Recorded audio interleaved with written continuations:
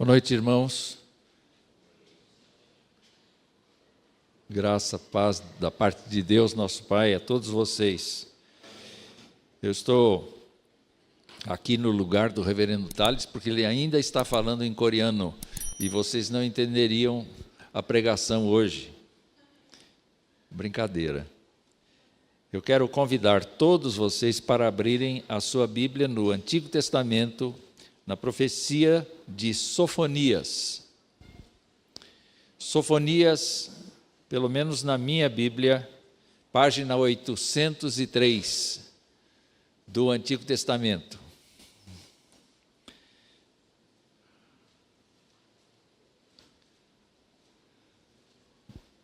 Sofonias, o capítulo de número 3. Começando do versículo de número 14.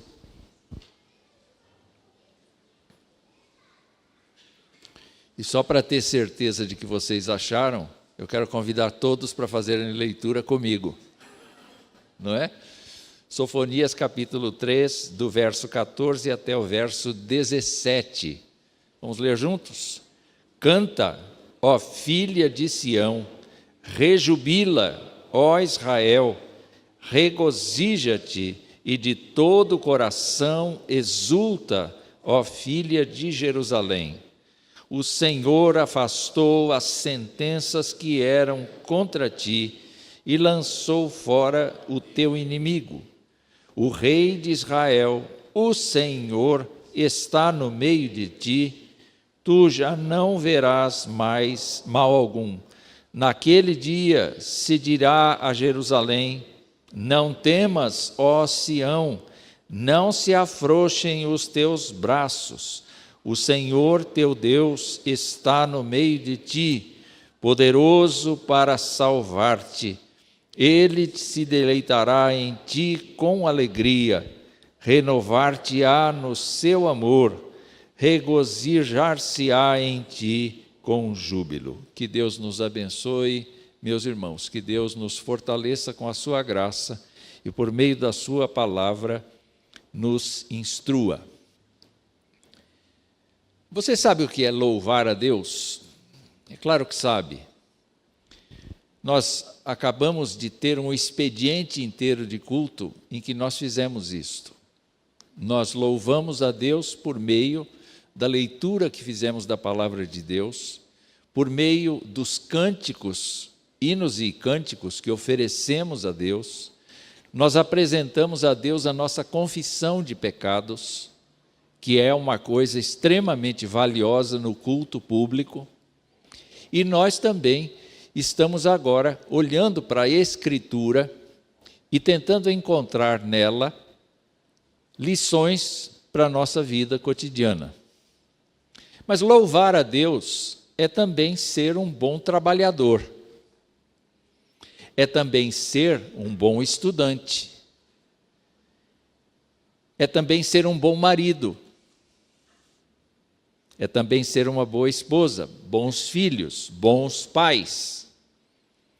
O louvor ao Senhor é composto de ações, de sentimentos, de decisões na direção de colocar a Deus como o centro da nossa existência.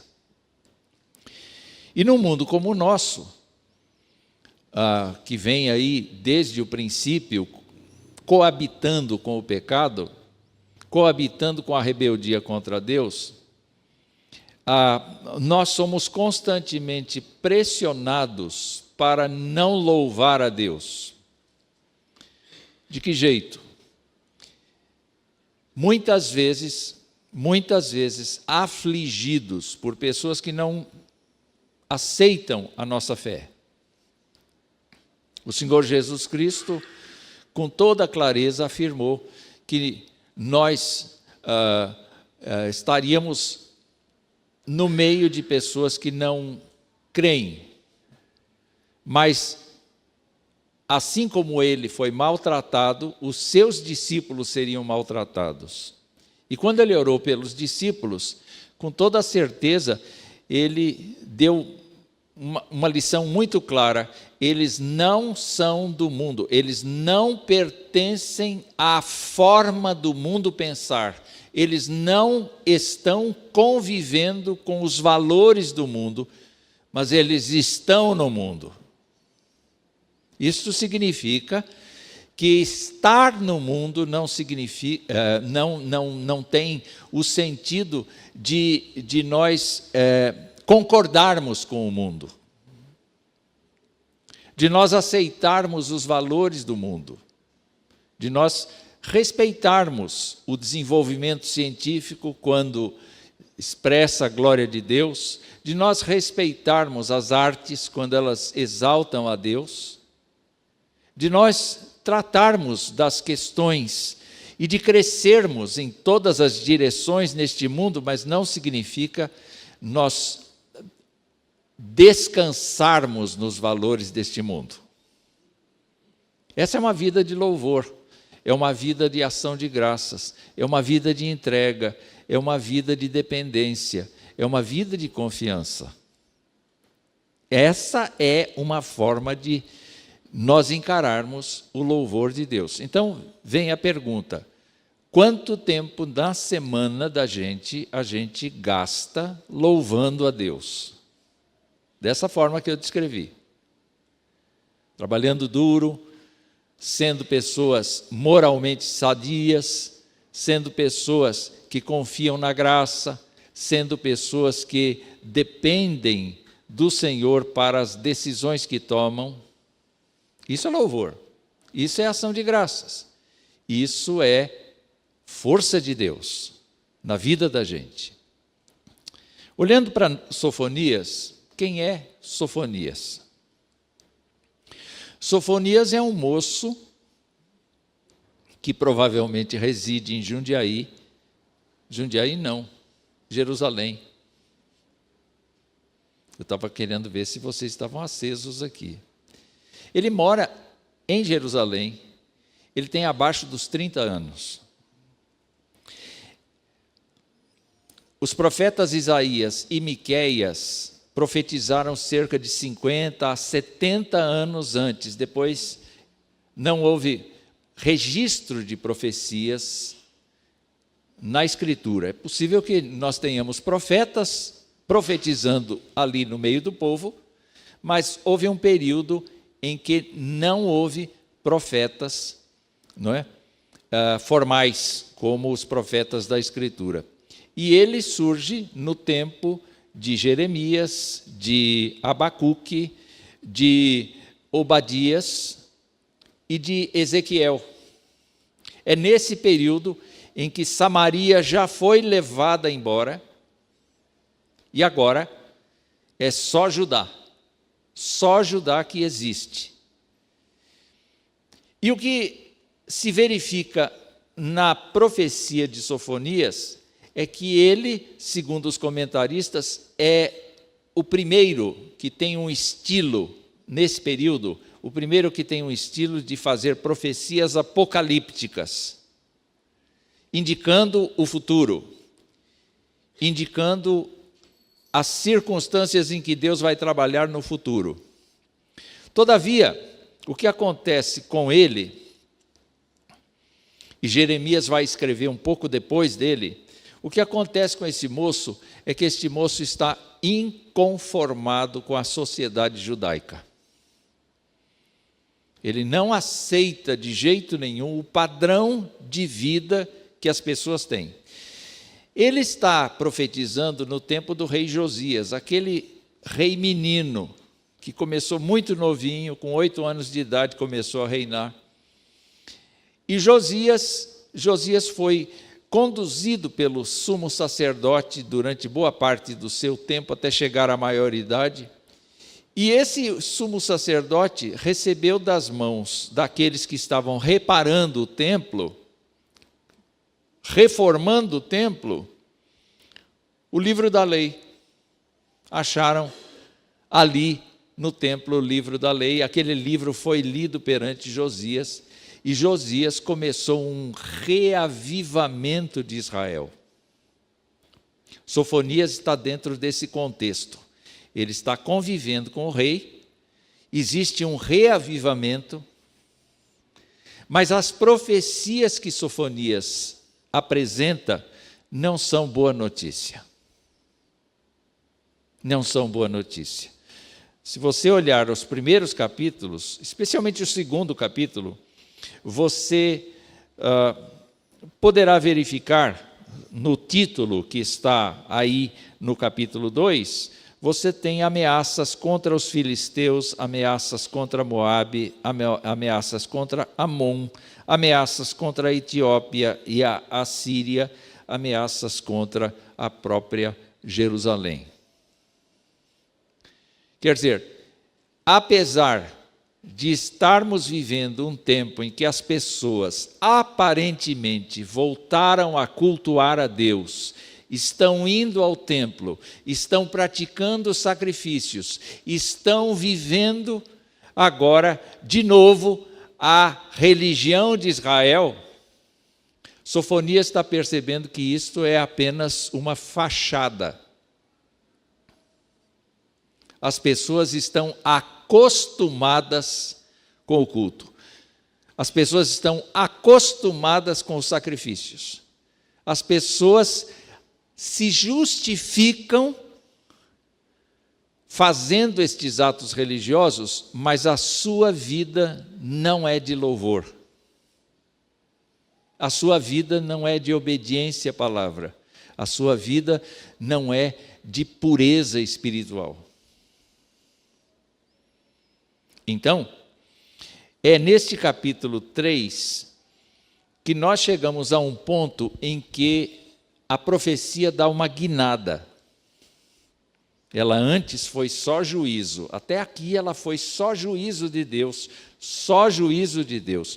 E o capítulo 3, versículo 8, vai dizer assim: esperai-me, pois, a mim, diz o Senhor, no dia em que eu levantar para o despojo, porque a minha resolução é ajuntar as nações. Que nações? No contexto de Sofonias, estas que eu citei.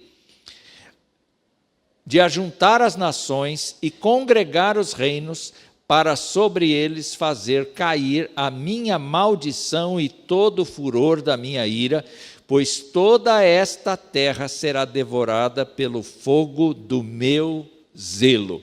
Portanto, Sofonias é o representante do zelo de Deus. Nós precisamos ter a consciência de que o Senhor está, de fato, armazenando a humanidade para o dia da sua ira. Nós não podemos nunca esquecer disto. Às vezes nós temos a impressão de que tudo pode melhorar. Hoje nós estamos escolhendo os governantes da cidade. Vocês votaram direitinho? Não é? Com consciência? Isso, procuraram candidatos que vocês respeitam? Muito bem, graças a Deus. Qual é a esperança que a gente tem? Que a cidade melhore, que a cidade se torne uma cidade mais tranquila, mais segura, mais abençoadora, com mais empregos. Não é verdade? Com todo mundo colocado. É isso que a gente quer, não é? Não é? Afinal de contas, Jundiaí é uma potência no cenário nacional. Então, dirigir Jundiaí significa, e não Jerusalém agora, mas Jundiaí, não é? Dirigir Jundiaí significa a necessidade de pessoas competentes para governar. Mas a nossa esperança ultrapassa isso, não é verdade? Porque a nossa esperança não está posta em situações momentâneas como a troca de governantes.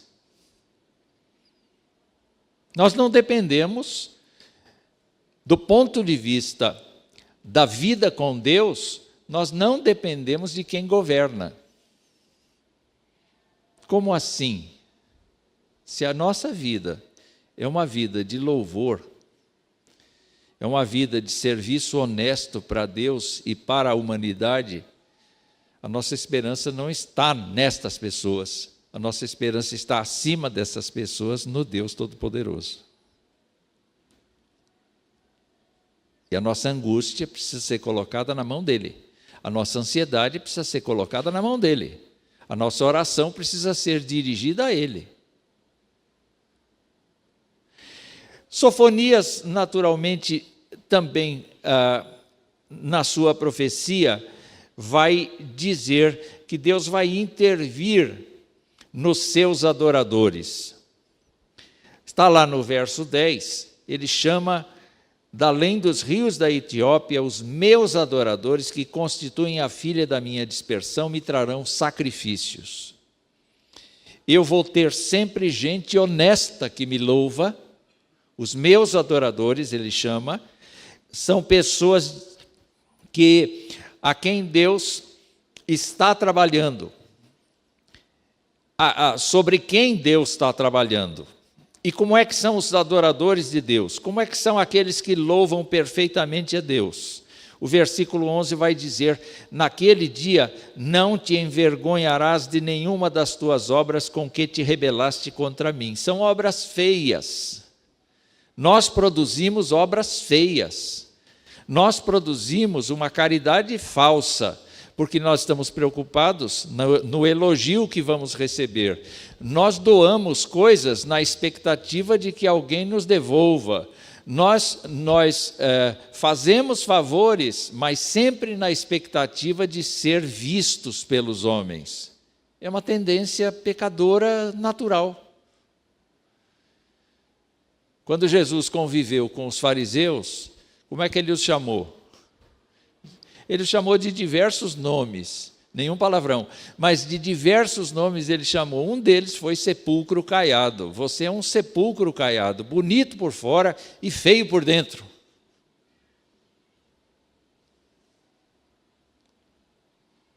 Quando a gente olha para a profecia de Sofonias, Sofonias vai chamar os crentes de meus adoradores e vai mostrar que Deus não vai olhar para as faltas que eles cometeram.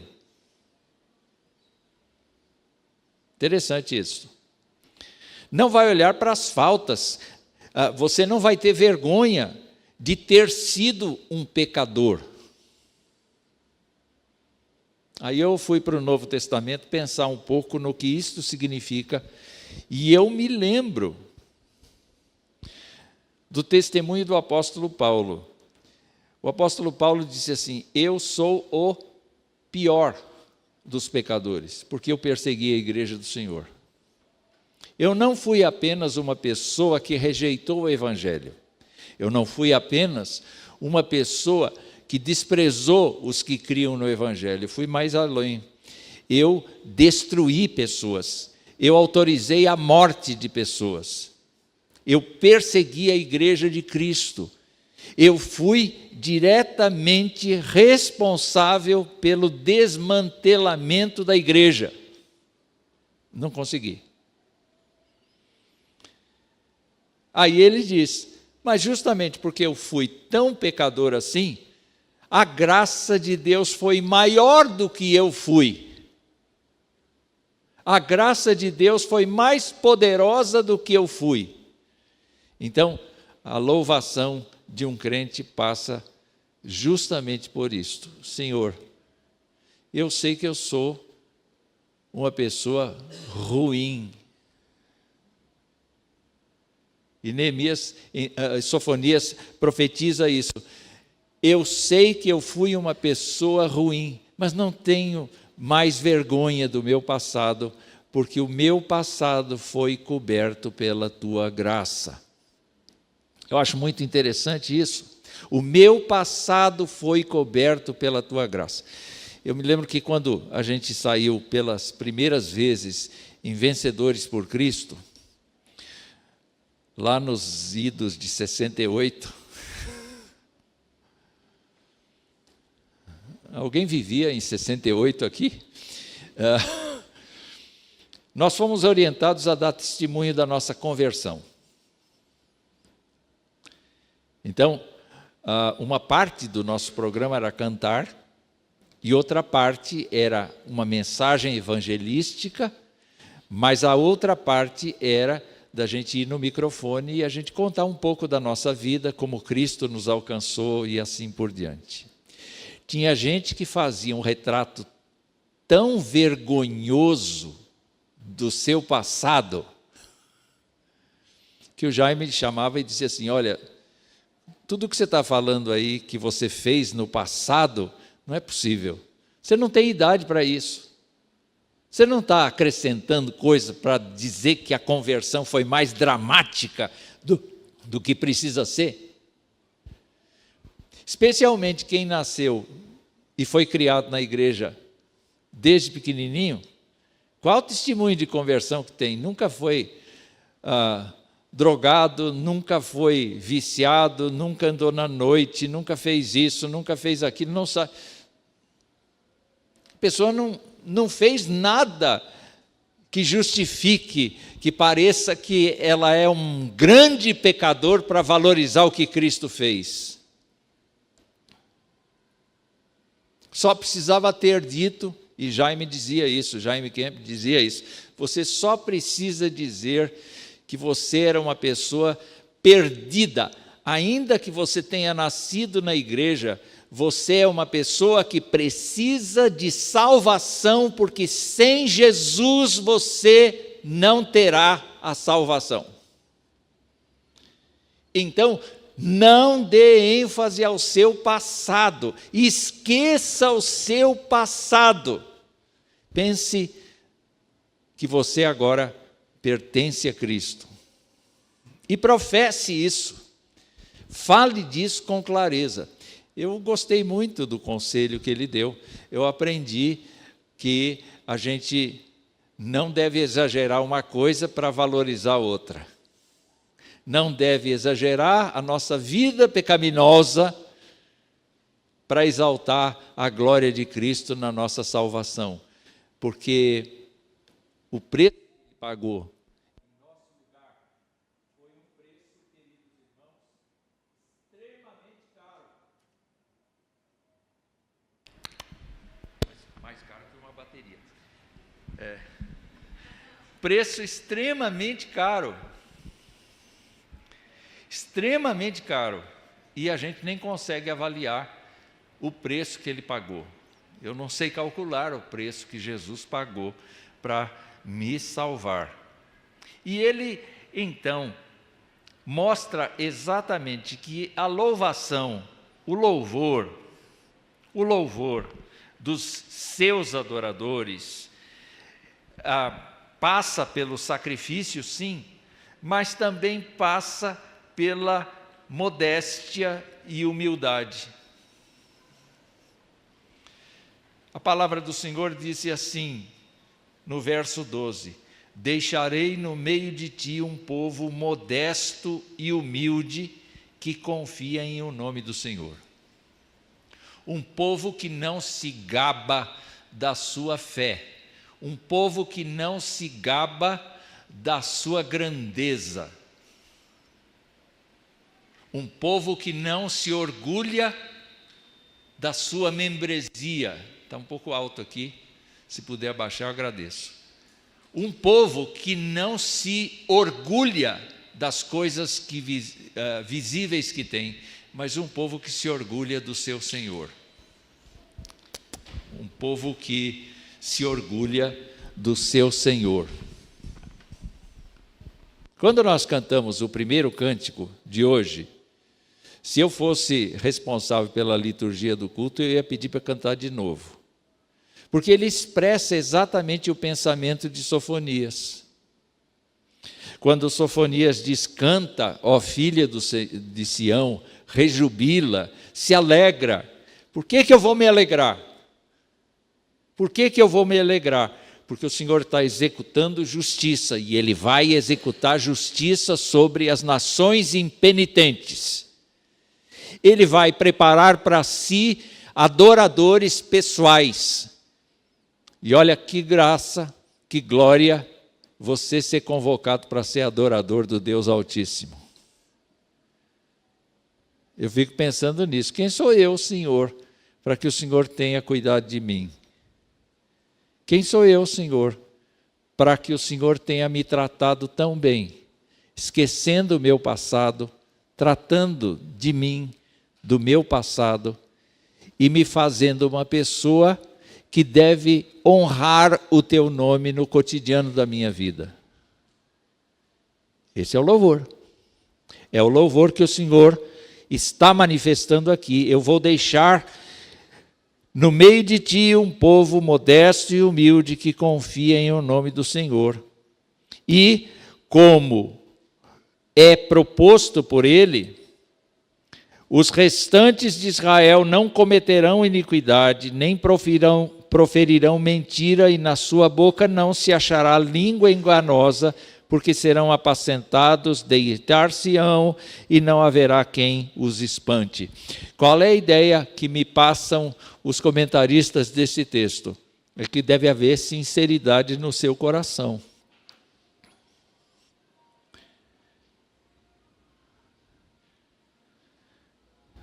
Os profetas disseram: esse povo honra-me com os lábios, mas o seu coração está longe de mim.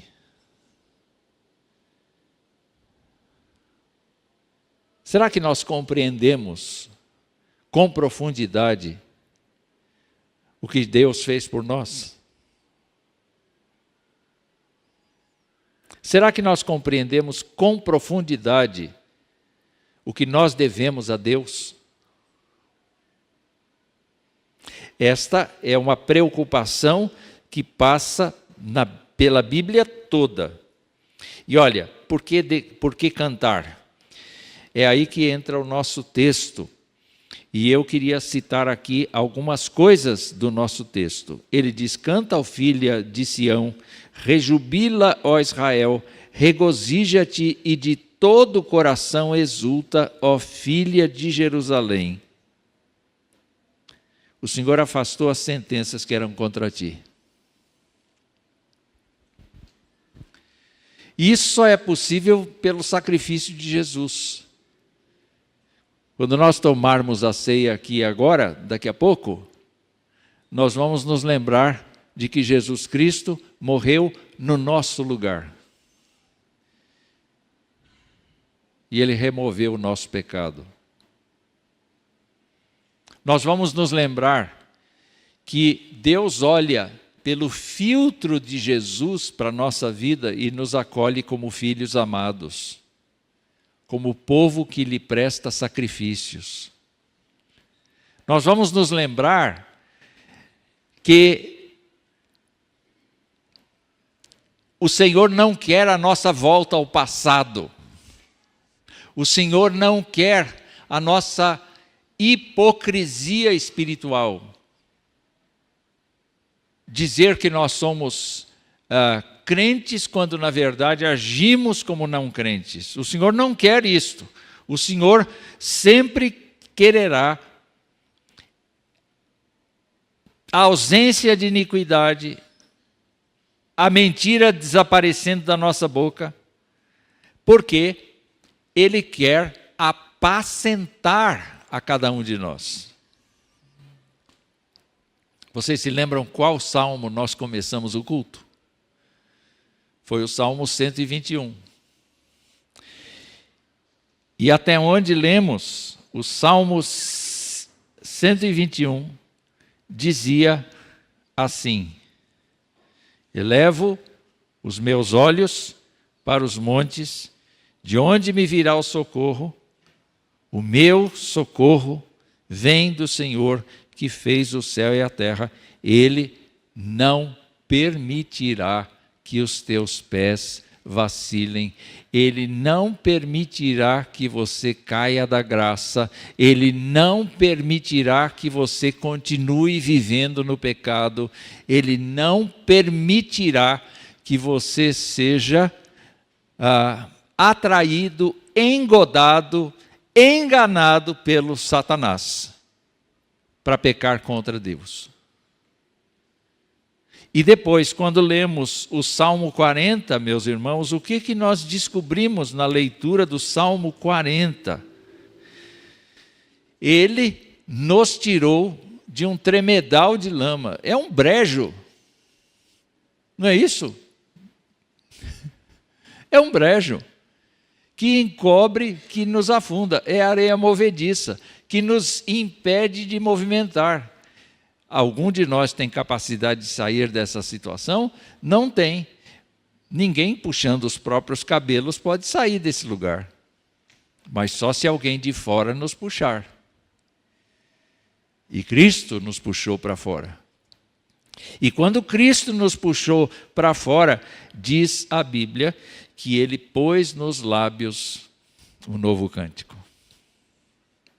Ou seja, depois que Jesus Cristo entrou na minha vida, a minha prioridade é louvá-lo. Não cantando apenas, vivendo para a glória dele. É uma coisa impressionante isso, porque nós somos certamente guiados pelo Espírito do Senhor para que isto aconteça. É por isso que ele diz, canta ao filho de Sião, rejubila, e o Senhor afastou as sentenças que eram contra ti, lançou fora o teu inimigo. Eu fico pensando nisto também. O apóstolo Paulo, quando falava da conversão das pessoas, ele diz assim, que Deus, na sua infinita graça, nos libertou do império das trevas e nos transportou para o reino do Filho do seu amor, em quem nós temos a redenção, a remissão dos pecados. E eu fico pensando aqui que, meus irmãos, um crente deve ter vergonha de continuar pecando o que pecava antes da conversão. Um crente deve entender que foi transportado do império das trevas para o reino de Cristo. Um crente deve entender que o Senhor afastou as sentenças e o cercou de tal maneira que ele pode, inclusive, ser oprimido pelo diabo, como Jó foi. Mas ele não será tomado de volta. Ele não será,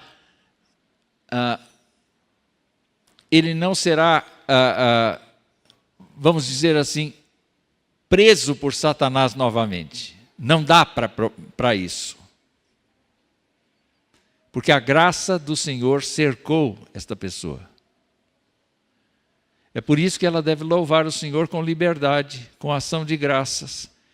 Porque há um montão de coisas que nos acontecem e a gente nem percebe. O Senhor está guardando, o Senhor está protegendo, o Senhor está sustentando, o Senhor está dirigindo, o Senhor está capacitando, o Senhor está fortalecendo. O Senhor está interagindo conosco durante o dia. Decisões que a gente toma. O Senhor inibe alguma coisa, o Senhor abre portas de outro lado, o Senhor está ativo na direção da vida dos crentes. É por isso que a louvação, o louvor, canta ao filho de Sião, rejubila ao Israel, regozija de todo o coração, exulta ao filho de Jerusalém, se alegre em Deus. A segunda coisa que eu vejo aqui é que o rei de Israel, o Senhor, está no meio de ti. Deus está aqui, como é que é o cântico, aquele velho cântico? Deus está aqui, tão certo quanto o ar que eu respiro. A gente não vê o ar, a gente sente o ar, mas a gente não observa, não consegue visualizar o ar, a não ser quando tem muita poeira. Aí a gente vê as partículas de poeira se movimentando no meio do ar. Do mesmo jeito que eu olho um aquário e fico impressionado de ver os peixinhos imersos na água, andando para lá e para cá, subindo, descendo e tal, etc., nós estamos imersos na atmosfera. Agora, quando Sofonias diz assim, Deus está no meio de ti, o que isso significa? No Novo Testamento, a gente encara isso como a presença do Espírito Santo na vida da gente. E uma doutrina forte que nós precisamos recordar constantemente é: estando de bem com Deus ou estando fora da comunhão com Deus, o crente tem a presença do Espírito Santo na sua vida. Até mesmo quando o crente peca, o Espírito Santo está nele. O problema é que o Espírito Santo está travado lá. Está entristecido, como diz a Escritura. Ou está apagado, como diz a Escritura. Mas ele está lá. Por quê? Porque a Bíblia afirma, a Bíblia mostra que quando nós cremos em Cristo como Senhor e Salvador, Ele passa a habitar em nós. É claro que Sofonias pensava assim: Deus está no meio de nós porque o templo está restaurado, porque os sacrifícios estão sendo feitos, Deus está no nosso meio. Mas pelo Novo Testamento a gente compreende que Deus não habita mais nos sacrifícios, Deus não habita mais nos templos, Deus habita nas pessoas que vão ao templo. Deus está em mim, Deus está em ti, Deus está em nós. É o que o cântico diz. É por isso que eu devo louvar a Deus, porque Ele apagou o meu passado. Ele me trouxe para o reino do seu Filho. E Ele está na minha vida. E eu não posso esquecer disso, mesmo quando o trabalho é muito complicado. Mesmo quando as circunstâncias são muito difíceis. Mesmo quando os relacionamentos estão quebrados, Deus está ali. Deus está ali. Então, eu peço a vocês que olhem para esta profecia e pensem no seguinte: não afrouxem os seus braços. Não parem de louvar. Não parem, não parem. Mesmo que as circunstâncias sejam totalmente opostas ao prazer, à alegria. Não parem de louvar. Não parem de viver honestamente diante de Deus. Não parem. E termino repetindo o que Sofonias disse: o Senhor teu Deus, verso 17, está no meio de ti, poderoso para salvar-te. E uma vez salvo, uma vez que você está salvo, Ele vai se deleitar em você com alegria. Ele vai te renovar no seu amor. Ele vai regozijar-se em ti com júbilo. Você já imaginou Deus contente com você?